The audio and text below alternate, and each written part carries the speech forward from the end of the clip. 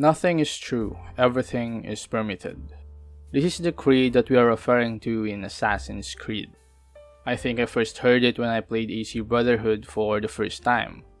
I'm not really sure if Brotherhood was my first AC game. That memory is kind of blurry. But all I can remember was that I first heard that line when Ezio was being anointed as the Master Assassin. And ever since then, the line "nothing is true, everything is permitted" never left my brain.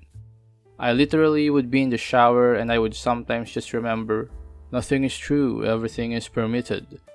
It was weird, I know that, but that is just something I do with quotes and lines that I end up liking.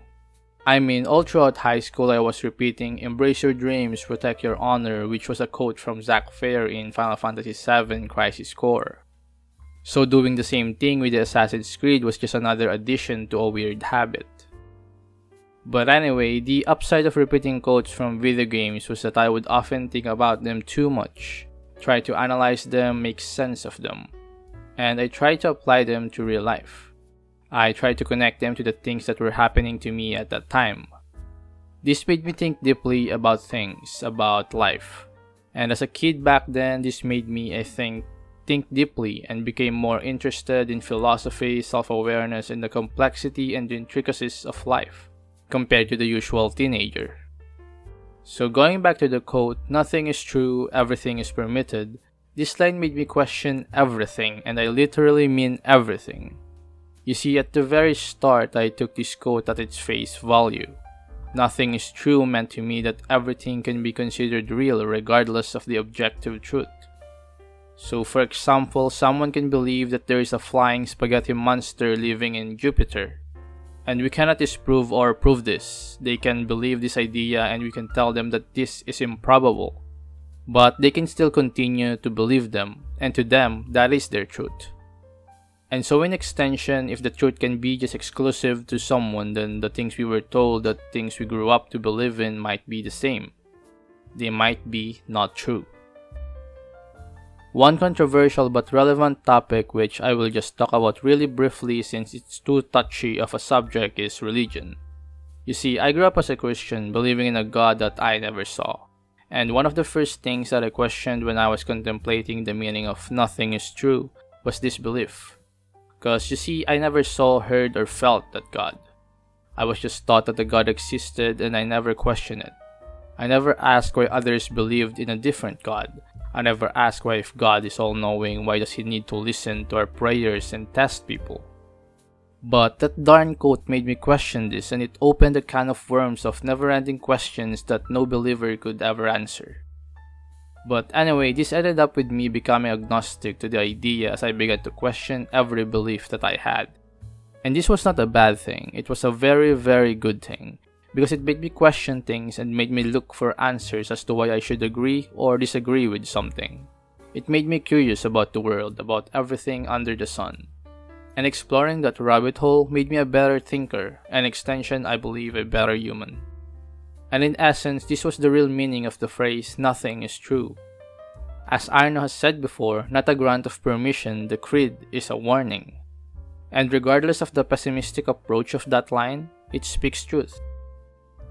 Nothing is true is merely a warning that the truth can be shaped and molded. And so as humans, as individuals with free will, we owe it to ourselves to question the truth, to approach life as if nothing was true. Until of course, we've proven to ourselves that it is indeed the truth. The next part of the quote is "everything is permitted," which is a dangerous line if taken out of context. As Edward asked in Black Flag, if everything is permitted, why believe anything? And there was also a quote from Rogue that says, "if everything is permitted, no one is safe." And these sentiments are both valid. As a teen who was trying to contemplate this line, I temporarily came to the conclusion that everything is permitted just means we can do anything we want. And this was true, like you can really do anything you want if you think about it. If you want to skip class, you can. If you want to punch someone for whatever reason, you can. If you want to steal, lie, or whatever, you can. Some people may try to stop you, but in theory, you can do all these things. And so, from a naive point of view, this seems to be a granting of a permission. It was the absolute form of freedom, which was what the assassins have been fighting for. But this was a scary thing when I realized it, because as I have said, it means that anyone can just do anything they want. They can commit a crime if they want to, and that could be very dangerous. So despite me being a kid back then, it made me question the Assassins and the Creed, which was, thinking about it now, was an execution of the curiosity that nothing is true taught me. I realized then that that was true. Everything is permitted. Anyone can do whatever they want to do. But as Ezio has said in Revelations, we are the architect of our actions, and we must face the consequences, whether glorious or tragic.